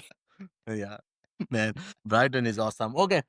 So City's transfer window. Let's finish that part. City's Maybe transfer window. good, but they need Maybe a new good. coach. Very good. They probably need a Pep is out of his depth, past his peak. I feel sorry to say these things about him because he has been our biggest rival. Like not even rival, like he bested us most of the time, right? So whatever the reason is, the money, the player, the squad, whatever the reason is, City own 5 times, right? Obviously. It's yeah, like it Liverpool is, had 97 point. yeah, 97 point they in could not Ferguson, win. and we did not. We Just did for not 1 win. point. Just for 1 point. That is, I think it also another season we score. I think there was like 2 season. One season we ended up with 91 points. One season we ended up with 97 points. We did not win. We had to get 99 points to get a championship. I know there was a 15-point gap, but we had to get Yeah. that 99 points. Why we played for 99 points? Because we know that if we had 98 points, City will get 99 will- points. Yes. That is that. So yeah. Yeah, let's move on from wish that. him. Yeah, let's wish Pep all the best and move on from that. Now let's come to Arsenal. Okay, I think one same thing thing is applies. I think same thing applies. Arsenal They actually need had to a change their coach. Arsenal actually. One thing I was saying to someone that Arsenal actually clicked all the boxes in the transfer list. They needed a better striker. Who is a They got it. striker? Not Havertz. They got it. Gyökeres. They also needed a speedy players because Arsenal problem is speed. They are not agile in their counter attack, and when Odegaard runs, it shows that okay he cannot carry the ball like De Bruyne, like with sheer power. They have now Eze. They have Noni Madueke, so he can take away some loads from the Saka. And also like Ethan Nwaerere was doing good. I think they also have like Max Downman or something like that. So yeah. And also and they upgraded over Partey. Zubimendi, very good metronome. And their defense was already good. Timber is now back from ACL and he's scoring. Calafiori is also playing. They also bought Hincapié. Raya is a very good keeper. They are actually the one who actually did very good in the transfer window balance wise. Not even Liverpool did that because Liverpool missed 1 point. They needed a good defensive stable player, either to get some load away from Ryan Gravenberch in the midfield or for defense so that Van Dijk could rest or Konate can be filled up in during the injury like Guehi. But Arsenal had that. The only thing Arsenal need to transfer out is their coaches, either their coach or his attitude, approach toward the game. Arsenal had wonder, like I Wonderful. think That wonderful transfer I window. think that they if we look at the Arsenal squad, like I'm not sure, like this is one of the best squad there could be. like this is the most balanced squad. Exactly, like This is the most balance wise balanced and form. everything. You got a good Still, striker, you got good but CBs. Like their CBs are like one of the best in the Premier Yeah, so League, right? Saliba, one thing Gabriel. So I'm not I don't know. sure. I hope I'm right. I'm wishing that I'm right. I don't think I think that Arsenal's transfer window is very good. Paper, at least paper on paper, this is the best transfer window they could have had. But the striker Gyökeres they bought, by looking at him for the 3 matches, because I have seen Arsenal play just to watch Gyökeres, because I was listening to some of the other podcast, and I kept hearing that he scored 60 goals last two seasons, this and that. But by looking at him, his movements, his presence, I don't think he is that striker. He is not gonna be prolific. And I think at some point when Havertz is back, Arteta will give Havertz more minutes as a striker. if they play against Liverpool again, and if Havertz and Gyökeres are both available, and they need to sub one guy out, it should be Gyökeres out, Havertz Yes, in, of course. because Gyökeres cannot physically bully. Oh, he's very strong, but he couldn't bully Konate or Van Dijk. He could not even bully Gravenberg. There was one play where Gravenberg was just running rounds around him. But every time Havertz played against us, he Mhm. created havoc because Havertz can play in deep and also in the box, and he can win headers. I think Arteta deep misses Havertz, and actually Havertz will get back. Yes, of course. I think so too. And Gyökeres, as I said, as a Liverpool fan, I'm hoping that I'm right. By my prediction would be Gyökeres will not score more than 12, 13 goals this season. And Maybe maybe I don't know, scoring 12, 13 goals for Arsenal, it is not that difficult, because you are playing against Leeds, you are playing against Burnley, you are playing against Sunderland at some point, right? So you're gonna like he snatched Think 2 goals at Leeds think goal think Leeds match. in addition, I think maybe like Calafury, Timber, these kind of players, whoever like is going for headers or those kind of things in Arsenal may score more than Gyökeres. You never Yeah, know the way. Depends on set pieces. one thing that Gyökeres do, I saw that Gyökeres does, and I think that this doesn't suit Arsenal. Is that, have you guys seen where Gyökeres puts himself in the attacking positions? Have you hmm, seen that he's mostly in the wing positions, yeah. like where Saka should be and Should be. where, let's say, Eze or Trossard should be.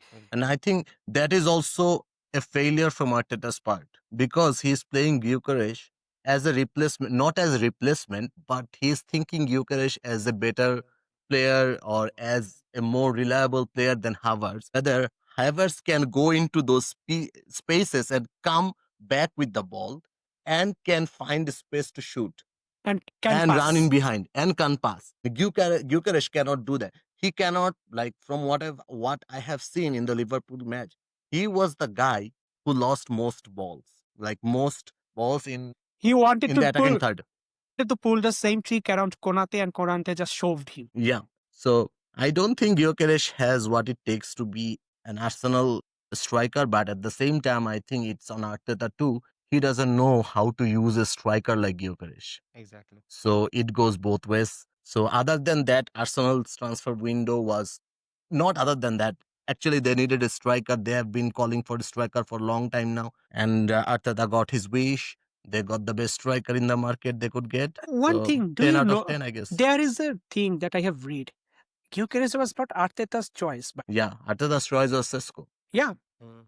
And there is a That's what I said. there is a funny thing, like when our Arsenal players signs, there is always a photo with Arteta and their sporting director Barta. Mhm. But Gyökeres is the only one where Arteta was not present, and people are making a lot of fuss about it. And they say that okay, Gyökeres came during the Singapore tour of Arsenal, so Arteta was not there. But still, when there is a smoke, there is a fire. So thing is that Gyökeres was actually not Arteta's choice. Cisco was the choice. Yeah, we were talking about. That's why I told before about Sesko and Gyökeres that probably in Arsenal, Sesko would have shined more than Gyökeres, because the stature wise, Sesko is kind of similar to Havertz, and probably he can be molded in a way so that he moves like that. But Gyökeres, I don't think he has the stature to move the way Arteta wants him to move. Like, I think even now, Arteta's best choice striker is Another thing is that, like, if someone doesn't move in the way Arteta wants, Mhm. Arteta will not play him Yeah, because he yeah, is very, very control freak and risk averse. yeah. He, like, if it was Pep, he would just say that, okay, you are in the attacking third, up to the attacking third, play in a control way, but into the attacking third, solve the problem in your own way. And like say for Liverpool, the attacking third tactics is actually done by Salah. How the Mhm. Salah moves, how he wants the players to move, that is how the players actually do the job. But for Arsenal, I think even the how the kit man will distribute the kits is controlled by Arteta. Arteta. Yeah, yeah. So as a transfer window, it was top notch, and I am hoping I'm right, and I hope they fail. But Gyökeres was not the signing Arteta wanted. That's what I know. We know, and I think Arteta will prove that point at some point in this season that he will drop Gyökeres and start playing Havertz when Havertz is back, Yeah, it or might happen. probably like by May or next March or April, you will see that Havertz is in the main. April Havers is always a good Havers, right? Yeah. April Havers, April Havers. April Havertz is a good Like if Havertz. World Cup was in April, I think Germany would have won their Uh, fifth just for that yeah. Havers. Okay. Okay. So now let's move on to the champions, Last Liverpool. topic. Yeah. Last topic. So how was Liverpool's window? I think out of the world, I would like to say some sad thing at first. The thing is that a lot of outgoings happen, that there is one permanent outgoing, like the Jota incident. I can tell you personally how much it affected me. I had actually a fever. I think Jota died on 2nd or 3rd July, right? Mhm. Thing is that I had a fever. I wanted to go with it, go to a tour, and I couldn't go because I had a that fever actually rose. I felt his passing had something to do with it because I got very nervous and upset. Like Yeah. when you go to tour, we have to drive. I was planning to drive. But when I read that how he died, I felt that if I had the steering wheel in my hand, I will also do the same, something like that. I was very afraid at, and things that he is that person, right? Like Yeah. he's always cheerful. There was a video that in the first match, in the Ipswich match, in the last season, Arnold was subbed, so he was sad, and Jota was consoling him, smiling. I looked at the video at that point, and I felt that this guy is not alright. So obviously, Liverpool never had a spending window like that. Not even in the club. I don't think they have this kind of spending during like Ever? I don't think ever. Paisley or Shankly era. Probably Obviously, not. it's just that this very outgoing hurt me a lot. Of course. And yeah, that And also, every time, like, I talked a lot about Jota's passing in one of our podcasts, but I don't want to bring it a lot. But every time I go play FIFA, I play with Liverpool. Like in all of my matches, I normally generally line up with Liverpool. And whoever is in the squad or not, my main guy is always Jota. So after that, after his passing, I think we ended up playing FIFA a lot, but I did not even play with Liverpool because Jota is not Mhm. there. I So mean, like yeah, it affected us differently. I mean, like Yeah. Slot said that against Bournemouth, when we were 2-2, you know that like in the last season, in this kind of situation, Yeah. for whom we would have looked for, but he is not with us right now. Yeah. He said that. What happened, like not against Nottingham, when we are losing, Jota and Simicas came, he crossed, Jota scored, something like that, or even against Everton. But obviously, Spurs. Spurs. Thing is that, but this is life. We have to move on. One thing that Liverpool's signing, not just in terms of the player attributes or like let's say how good their players are. One thing that Liverpool really did good with so many signings is that it happens that when this kind of incident happens, there is a lot of baggage. So Mhm. if you move from one place that happened for Nunes or Diaz or let's say Simicas, I think it was good for them. Yeah. It is good that Virgil, Mo, and Robertson Robertson. stayed. It's like we say in the Murubbi of the Ghorer Murubbi, something like Yeah. that. They are there, so they are going there. They can hold it. And as new players came, they came. Obviously, they can share the sorrow, but they didn't have connection with him, so they don't have the baggage. So they can bring in some new vibes. Like if you look at the way Frimpong greets Yeah. everyone, like that, I like like that guy. that guy. I mean, like there is a picture of Frimpong hugging Isak. And someone wrote in the comment that after 1 month of turmoil that Isak faced mentally, the best guy he could have had a hug with is actually Jeremy Frimpong. So even if Frimpong, if he has like a hamstring injury, or maybe he cannot create as much as Arnold, but even for dressing room presence, I think his signing was very important. Did you see that video how Frimpong greeted everyone after their own against Arsenal? Yeah, He's yeah, like, he yeah, yeah, yeah. That is the thing. Like so many new players is that okay. Some players needed to move on, not for the just challenges. They needed to move on for thinking about life in a new way. Yes. And some people need to come on to show that there are new lights in their life and we have something to look for. There are like mid like 23, 24-year-old guys like McAllister, or let's say McAllister is younger than Arnold, by the way. Mm. So and like Sobos like Szoboszlai. Gravenberg. And there are, as I said, Oilers, Van Dijk, Robertson, Endo or Salah, Yeah, and Allison. So I think in this way, yeah, I would like I cannot. If with Guehi, it would have been 11 by 11 out of 10. Now it is 10 yeah, out of 10. of course. Of- With Gohi, I just wanted to beat the crap out of Crystal Palace's manager, man, Oliver Glass. I like that coach, man, but what did he like? I have read a very strange info today. Do you know why Crystal Palace did so many? I mean, like why informed Guehi so late? Because Steve Parish was in a gym class until 6, and the transfer window ends at 7. I read it in Sam Mogbell's article. So that's why Guehi was informed late and discussions were late. Man, this is so pathetic from them. So And pathetic. And my point is that whether people would argue, like, I think everyone is now talking about this, but I have been at this for a long time now. All my posts or all my writings at Corner Flag, most of the time, even before the Gehi rumor started, I kept on saying that, okay, what is happening with. I know Garnacho is a trash. I know Garnacho is a trash, but Manu wanted to get rid of him. That's one thing. Then, even if you look at from our club's perspective, what about Nunes? We could have sold like if we wanted, if we have not wanted like 55 million for him, we could have sent him to Napoli. He would have a much better career progression and everything. He wanted to go to Napoli. So Liverpool had the power. They waited for a Saudi deal and everything. And with Isak, with Isak, they and Wisa, they conducted themselves very badly. I understand with fans, with agents, with media, whatever the reason is. But the one guy in this whole transfer window, if you can say one guy who has been professional, not go ahead. professional, actually, he was beyond professionalism. Like, True, true, if true. someone did Go that to ahead. me, yeah, if someone did those things to me in my job, I would be looking for a job right now. Like, I'd be out. If I was an American citizen, probably I'd be out. I'd leave the job. But whatever he did, the way he even this guy shoot farewell video for Crystal Palace, man. Mm. How pathetic you guys can be. I understand the coach needs him and everything, Yeah. but how pathetic you guys can be. Henderson was like pushing him to say goodbye Yeah. to the Crystal Palace fans after And the he last even game. he even And said I think he was like the man of the match for that game. If I he Yes. scored a remember very correctly. good goal.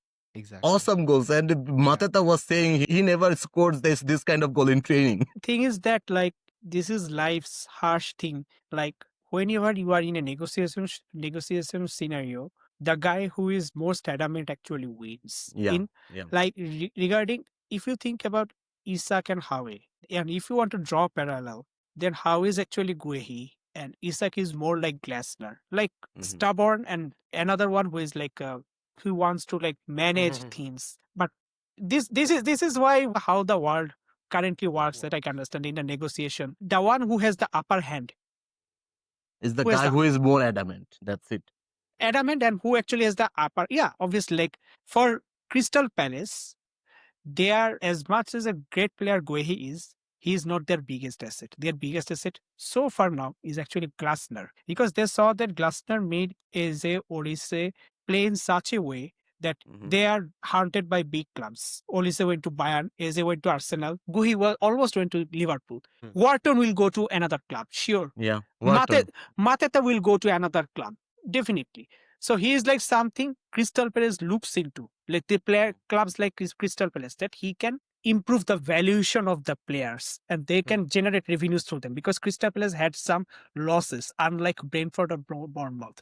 For Newcastle, it is not like that because they already have a Saudi backing. Generating reviews or like cash money, not It's generating not the reviews, but problem. cash money is not their problem. Their problem is their ambition. The thing is that Isak is actually their greatest asset because even without Howe, he was playing good. It's just that you get more mature, right? So it happens. Now, this is how life works that I can understand. And Guhe is a good person, and actually good things happen with good person. Yeah. I hope I really hope that It will happen. because one year is a long time in football world. A lot of things can happen. A lot of new team. Maybe Real Madrid can come for him. You never know. You know, Yeah, you never know. So, but I really wish we get him because Van Dijk is 34 years old, right? And I think Guhi is one of those person who can. I'm not saying that match Van Dijk's aura or match Van Dijk style, but he has at least that leadership potential. he has the strength, leadership, Yeah, and and professionalism, carrying. charisma, everything. I think he is header. When if you watch Crystal Palace's games, you will not. I don't think because I was actually looking into the goals against Palace in some of the videos. You will not see more than one, two, three goals coming from his end in And the whole season. and thing is that Guhi will be out of contract in the season. Exactly. Yeah, that's what I was thinking about mentioning. Like he is gonna be a free agent in summer, and I think Imti, you brought in a And good that is point here. where Real Madrid will strike. Real Madrid Exactly, always take exactly. free agents There is a good as the chance. defender. So I think there's a good chance that he will end up at Real Madrid. And That's with my all fear. these dramas, I'm pretty sure like many clubs, big clubs, have Yeah. taken notice of him. Yeah. I think Bayern Munich will bid for him. I think Real Madrid will not let anyone know that they will bid for him. Not bid, they will want to sign him. Exactly. If Real Madrid wants to sign him, they will sign him next summer. And if Liverpool signs him and Liverpool wish to sign him, I think their best option is to go for him at January. Of they have to because They if have to. they have to. Yes. They have So to, and they have to keep so good rapport with Guehi because when Real Madrid comes, it is a problem. yeah, And it is a problem. It's and he will always a be problem. free agent. A free agent defender is something Real Madrid always looks for. Yes, of course. Because I understand Gehi, I think Liverpool has to look for him, even if they have to pay Crystal Palace 25 million, 20 million, 25 million in January. I think they should do it. I know it's bad market. No, It will be no, a bad miss. it is worth it. It is worth it. It Thing is is that worth it. Yeah. one thing that I'm not sure about the transfer market is that why Liverpool made so late and like a passive approach regarding Guehi. I don't. Thing is that Oliver Glasner, at no point of this in this 3 months window, he always kept saying Gehi will be in this club. That's one thing. The second thing is that Liverpool, being Liverpool, I know some of the rival fans or some of the rivals will disagree with me, but Liverpool, in most of the cases, they go with honor. I'm not saying they go with respect in most of these deals. And if you see Liverpool's transfer windows, they get players from similar type of clubs, a lot of players from the same clubs in different windows. So they want to keep good rapport with the teams also. And I think they also wanted to see how the Community Shield plays out, how the Europa Conference League qualification plays out. So they wanted to give Crystal Palace that chance too. We will let guys stay with you guys so that you can qualify for the Conference League, you qualify for the, or you play Win him the at the Community play. Shield. Yeah. So I think that's one of the mistakes Liverpool made. They did not, but they were the personal terms with Gehi was agreed a long time ago, as far as we know from the media personals and everything. But I think Liverpool made a mistake by being a little bit, not clumsy, little soft in this, I guess. Passive. Thing is Little that passive, yeah. they wanted to play the same game as how they Isak, did I with the guess. Isak. The thing is that in that case, Isak was the adamant one who the Mhm. adamant was to be signed, Mhm. and here the non-adamant was to be signed, and the Yeah. adamant was the adversary. And also Gehi has like in Liverpool, he might have some competitions with Konate. I know if Gehi comes in, In 2 months' time, he will be the starter. In 2 months' time, he will be the starter. I know that for sure. Konate is Because another thing with Gahi is that Gahi's availability is better. yeah. He is not injury prone, and with Konate's injury and his recent mistakes, clumsiness, with everything, Gehi would be the first choice And starter. contract situation. Contract situation, yeah. So, but also in Crystal Palace, he doesn't need 2 months. He will be started. He will be the first player every single day, and the World Cup year is coming. So, He and will his start for contract, England. He will start for England. he will start for England, and He should. by playing for Crystal Palace one more year, he doesn't lose a lot because he told them that he's not going to sign a new contract. So I think he was, in that sense, he was not that adamant at first, but as the time went on, I think he became like he wanted to be a Liverpool player at the end of this transfer window. At the time went on, like in the last 1 month or so, he was not as adamant. He was like hinting a little bit with his celebrations, with his interaction with the fans and coach, you can see that. But at the same time, what happened, and let's see. I Yeah. wish we get him. Let's see. And but otherwise, All fault is Igor Julius. oh man, that guy, he looks like a bosti from Rio de Janeiro, just a Fav- bosti. Favela.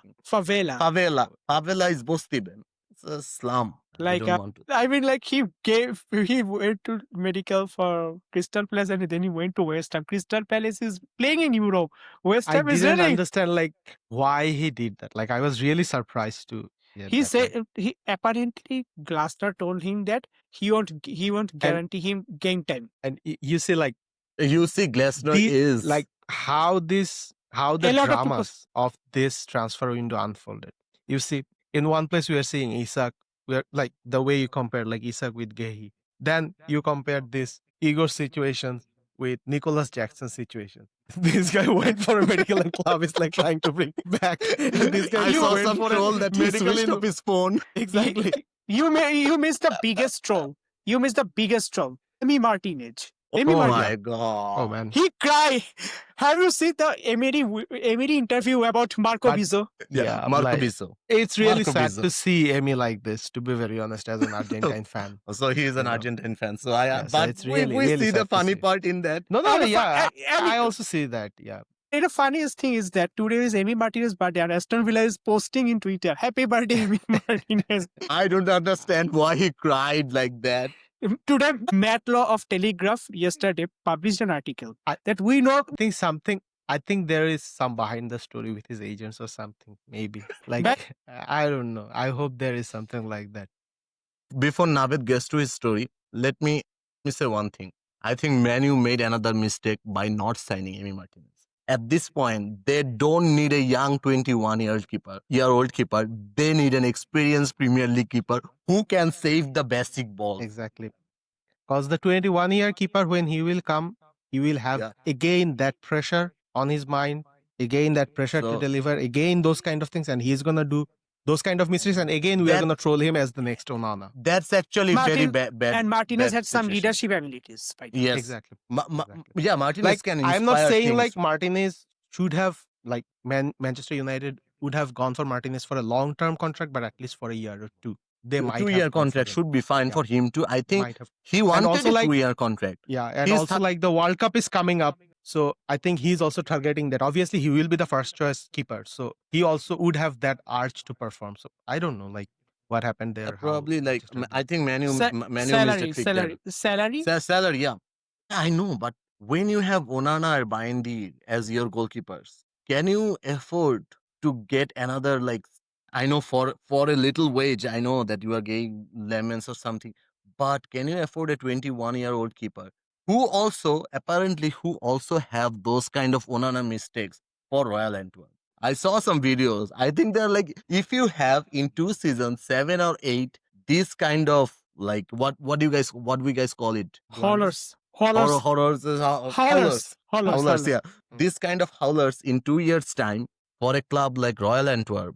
I don't know if Manchester United have a data guy or not. From where Manchester United buy these players? Like, let's say I know about Onana.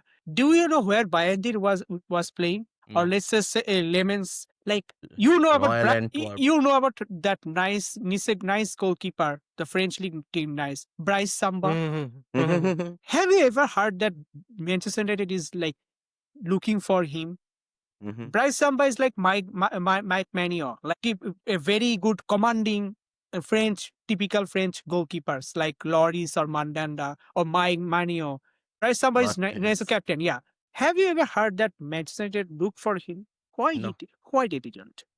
I don't know, Why man. Bayern? Why Lemons? I think Manchester United, Arsenal should pay more to their set piece coach, and Manchester United should hire And more data also, guys. just now looking at it, like Bayandir, he's also like very young, right? And he is also So mistake prone. He cannot exactly, like handle he's also very corners. young and also mistake prone. So you see, like you are getting a keeper who is already young, who and obviously like young keepers, let's just say because of his age and because of his what should I say, like lower level of experience and those kind of things, maybe he's making mistake. Maybe in the long run he will be a good keeper.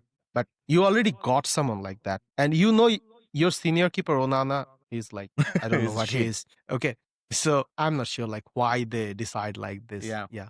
I think that was a mistake from Manu's part. I would prefer, like, if I were a Manu fan, I would prefer to have Emi Martinez with higher wages than to have another young keeper who is not proven at all. Okay, let's end this. Let's move on with Yeah. Liverpool's. So Frimpong and Carcass, both of them are electric. Like especially like I did not think Carcass was really that good in the first two matches, but the last match against Madueke, it showed why Liverpool bought him. Mhm. He So said like first match he was playing against Bournemouth, so he was kind of like extra inspired, and sometimes it doesn't work to be well for being extra inspired. But yeah, Carcass is doing good. Thing is that now we have two wing backs who move very high to the pitch, so we need a good rest defense setup. yeah. And I think what words I cannot pronounce his name yet. Florian Verse, Wirtz. verse. Okay. I think Florian is gonna do well probably. I'm hoping that he will be that guy. He will be that creative guy after Coutinho. After a long time, Liverpool have this kind of profile, right? So I can understand that he might take a little bit of time, but I'm hoping that in 6 months or maybe within January we will see the best of him. We'll get something out of him. I want to ask a question to you. Mhm. What do you think about Alexis McAllister's future? I'm not sure now because the way Sobozla is performing. Not just performing, the team's setup and the team's Everything. weakness. The team's weakness is like countered, like being countered too much. And without Soboslai and Gravenberg, you cannot counter, like you cannot stop them. If you have McAllister playing against Arsenal for more 10 more minutes, Yeah, we could have. Yeah, I know. I understand where you're coming from, but still, I don't know about his future, but I I think know we should he's keep gonna him like. he's gonna win the World Cup next year. I think Let's so. hope not. But let's hope not. I cannot Yeah, see no, that's a very anymore. good point. Yeah, I because cannot see I was Argentina thinking. fans celebrating again. Anyways, I was just joking. But this is a very good point because one thing I was thinking while looking at the Liverpool game, I was thinking like, okay, now Sabozla is like a makeshift fullback, right? So what happens when Frimpong is back from injury? Like who plays where in Liverpool, right? Because I don't think like, Gravenberch is going to be benched because he was No, kind no of way, like no. one of the best No. midfielder of Liverpool last season, right? And Never. Sabozlai, with everything he has been delivered in each position, I don't think he's going to be benched. So who is going to be benched? So I think this is a very good question and a very good point to think McAllister about. and Jones will be benched. Exactly. Yes, Because I think because we have two bombing wing backs, like who likes to Exactly. go to the there. actually. Without Soboslai and Gravenberch and their athleticism and their anticipation, we will be just doomed. Yeah, man, True. those two are the engine of our team. Like I saw Soboslai making a block on Anthony Gordon against Newcastle. The block is the not the thing that stunned me. Do you know what stunned me? 5 seconds before the block, he looked twice over his shoulder to the blind side where Gordon is coming. I am accustomed to seeing Trent Alexander-Arnold not doing that. This is the very basic that Yeah. almost 90% defender doesn't do, and this is why Brennan Johnson scores a lot of goal on the back post. Yeah. Because Soboslai looked over his shoulder twice. If he just didn't so not once, not twice, Gordon would have scored. Yeah. Mm. And also, I don't know Because if you guys saw that, but there is a video posted by Premier League page. Hmm. Premier League's of and the video was named Soboslai Engine. So yeah, it was 200-meter dash. 200-meter dash. So at one point they were defending in their box, and Liverpool started doing a counter, and within seconds Soboslai in the other box, and then Liverpool lost the ball in that box, and they were against a counter attack, and within seconds Soboslai in Liverpool box again. Another thing is that Soboslai can do another thing apart from these strengths. Another thing that we need more. We don't have with Arnold not there. Soboslai can hit accurate long ball. Mhm. You Yes. seen it, right? Because he has a good power and technique, he can hit accurate long ball, and he actually does that for Hungary. He can Mhm. play six for Mm. Hungary, Yeah. and he played. Even Batch cannot play. Gambach cannot play long balls. By the way, his Yeah. passing is actually his weakest part. But Soboslai can do it. There And is no way Soboslai and Gravenberch actually w- are going to be benched. I think, but I thought because but for the Arsenal match, I thought that Slot might have started his old midfield, play Connor Bradley in the right back, he was and injured. bench. He came back from the injury, right? Like he's injured again? No, I think he's getting back to his fitness, but probably I thought that would be his best setup. But and Wirtz should be dropped in that match. But I think Slot also likes what he sees in Wirtz. I think especially in training, because as I know my coach by this time now, I know Slot. So if he didn't think that Vars is ready, he would not have pushed him to play every game. One Exactly. thing, and the second thing is that if he also thinks that this guy is not ready yet, but he needs more time to get ready, that may be one other point, and that's why probably he started him Vars in the Arsenal game. But I think Vars gonna start in every match if he is fit. Gravenberch's gonna start every match if he's fit. Even though Sobozla is our main guy, I know you guys might disagree with me, but I think this would be a toss up between, at least for the next couple of games, because we have Burnley next match. So I think this would be a toss up between McAllister and Sobozla. And for the Don't import, don't forget Jones, Curtis Jones. yeah, yeah, we have Curtis Jones too. So I think, yeah, Curtis Jones. Yeah, I think maybe for Burnley match you might see even Curtis Jones. I don't know, but it's a Burnley away, so you never know. An away game is an away game. So, but for the next few games, at least it's between it's gonna be between McAllister and Soboslai. If Bradley is fit, if Bradley is not fit, he's gonna keep playing Soboslai in the right back because he is too good in any place. Yep. Another thing is that Burnley match will be after international break, right? So, which means McAllister will be coming from Argentina. That means he might also not start. Yeah, Mm. he There's might. good chance that. Also, yeah, I don't know. Argentina is already qualified, so But the he thing is might that, even get rest.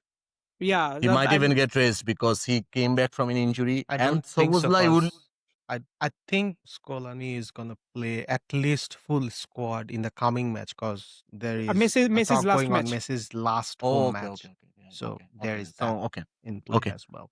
okay. Anyways, I think we have talked Yeah. more than Uh, enough tonight, right? love Yeah. trans and Yeah. it was awesome to see.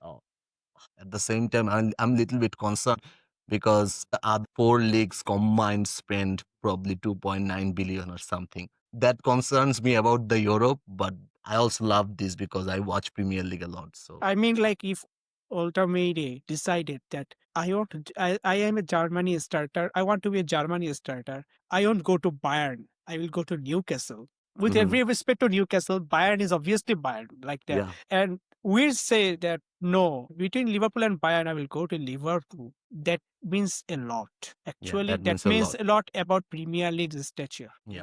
So Actually, I think I think we have like me and Fuad bhai, we were discussing this in detail, and just before finishing, I just want to add this so that if someone wants, they can check that video as well. So this is like also a problem in other leagues as well, like especially in La Liga. You see, like I can't remember like when was the last time even within La Liga clubs there was a transfer which was like more than 30 to 40 million dollars. Like I can't remember any players like moving from you say like Levante to Barcelona or say Mallorca to Real Madrid. Carreras was the probably like one guy But who he's moved from Wha- from. wha- Benfica. He's from Benfica. Oh, I'm he's from saying like Benfica. I'm within sorry. La Liga. I'm like saying within Juan La Liga. Juan Garcia is free transfer or like they No, bought? Espanyol. But that is like one of the transfer that Barca did. I think he came in for how much? 35 or 30. But he's a goalkeeper. But I'm saying like you see Free like player. exactly like even for Farmin, Chelsea's offer was like for 40 million. So I think this is a problem on other leagues as well. Like they also need to figure it out. Like how can they compete with Premier Premier Leagues League. this much of money spending and like money transferring and everything. TV right, TV right, TV right. Yeah, At, there at the could same be a reason. Yeah. at the same time, I know we are concerned and everything. Watching Premier League is more fun than watching Yeah, obviously, any of the obviously. game. Even That's also even part of the reason. That's yeah. also part of the reason because Even if you La Liga if you doesn't tell have me like games like Crystal Palace and Brighton playing and even if you tell everyone me is watching. there is a Brazil Argentina game going on and there is a Liverpool Brighton game going on, I would always want to watch Brazil, but you know for sure that Liverpool Brighton match will be more fun to watch. I want to Okay. say it's just a little funny story, and then I'll not talk anymore. I was during university life, 2000, let's say 14. I was sitting in my dining room. My father was watching TV, and I actually I was hovering over the channels, and one of the ESPN was there. I was just eating or something doing. My father suddenly called me. Navid, come. There is a very good football match going on. I have never seen such fast football match between two great. Like, see, he's saying obviously saying in Bangla, but thing is that he was like, "What a match going on! Two great teams." I went there to see which two great teams are playing. To guess which two great teams were playing. Crystal Palace and West Ham. No, but you are closer. It was Fulham and West Ham. That would be a fun match to watch, actually. Fulham, he was impressed. How speedy they are playing, and he never saw English Premier League or something. He was just didn't even wanted to see the channel. The TV was on. He was looking at it and said, "Come see what a big team play. Big teams are playing so fast, so accurate. It is Fulham versus West Ham, West Ham. Yeah, Premier League is. and it was in 2013. Not even data guys were there. These 3Bs were there. Fuad Bhai was also saying in one of the meetings we had last Friday or something like that. He was saying, I like La Liga. I said, why? Because I can see how the players build up from the back, but I don't understand English football. I said, why? Because I cannot concentrate. Where is the ball? It's here and it's here. It's in this box. It's in that. That's the fun, man. You don't want to be bored. I mean, like Florian Wirtz against Bournemouth just wanted to have one more second on the ball. Suddenly, Semenyo came and gave him a shoulder barge. He just went to floor. In a Bundesliga, he will have 2-3 more seconds to pass the ball to the striker.